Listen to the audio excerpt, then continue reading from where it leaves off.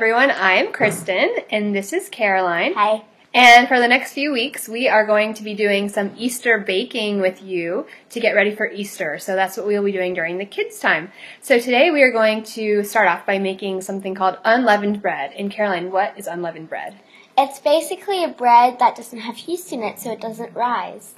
Yeah, and the first time that we ever made unleavened bread together was a few years ago at this time of year, and we made it to celebrate a Maundy Thursday service, which was when you celebrate the Passover, where Jesus had the Last Supper. So we will be talking a little bit more about that as we cook, but let's go ahead and get cooking. Hey, my name's Caroline, and I'm going to teach you how to make unleavened bread. First, you add 2 1/4 cup flour in with your salt, which is a half tablespoon.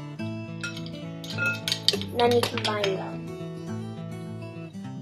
You add in your water slowly, in with your flour and salt, and this is 1 cup cold water.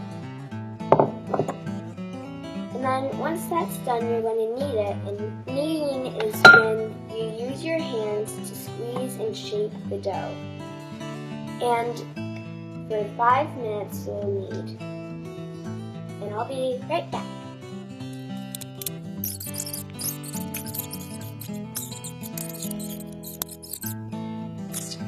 So now I'm going to take 7 pieces and roll them into a ball. So Caroline, do you remember the story of the unleavened bread in the Bible, in the Old Testament? Can you tell us what it is? So that's the day before Jesus died on the cross. And he said about this bread, eat this bread and remember it as my body. Yeah, that's right. So Jesus at Passover eats the unleavened bread, right? And this is the bread he talks about when he's saying, break this bread and remember me, right? So he's talking about himself, but also about the bread that he's eating. So he says he is the bread of life. So this reminds us that Jesus is the bread of life. It also reminds us of the story in the Old Testament when the Israelites were needing to escape from Egypt really quickly, and they didn't even have time to let their bread rise. So they had to take unleavened bread with them so they would get out in time. So that's actually the first time we see unleavened bread in the Bible. So unleavened bread is in a lot of different places in the Bible. In this time of year, we remember it, and it helps us think about a lot of things. Yeah, I think the most important part is, the reason we eat unleavened bread and have it for communion is because of the Passover. Yeah.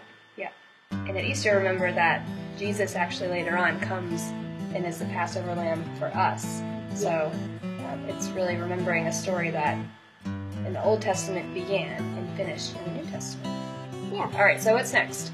So I'm rolling 7 pieces out into balls, and then I'm going to roll them flat with my rolling pin. All right, we'll watch you do that.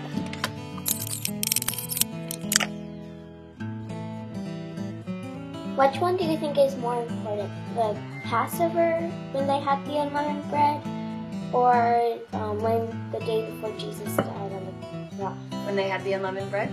Well, I guess I think they're all kind of part of the same story, right? So the Passover in the Old Testament, when they were escaping from the Egyptians, I think that was the beginning of the story where they really think about how much they need God and they see God come through for them. And then when we see Jesus breaking the bread for our sins, that's kind of the end of the story where Jesus makes it all right and helps us all be a part of that story. So it's a really good question. I think probably both of them are important, wouldn't you say? Yeah. All right, so show us what you have there. So this is 1 piece of unleavened bread. And then you go to your skillet on the stove, and you basically put it on a medium heat.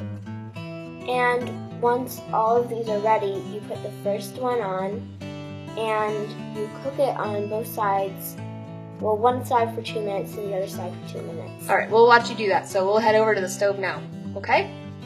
So now that our pan is on medium heat, we put it in.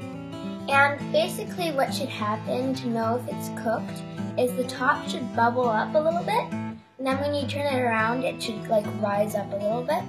But then when you're done and you take it off the heat, it goes down.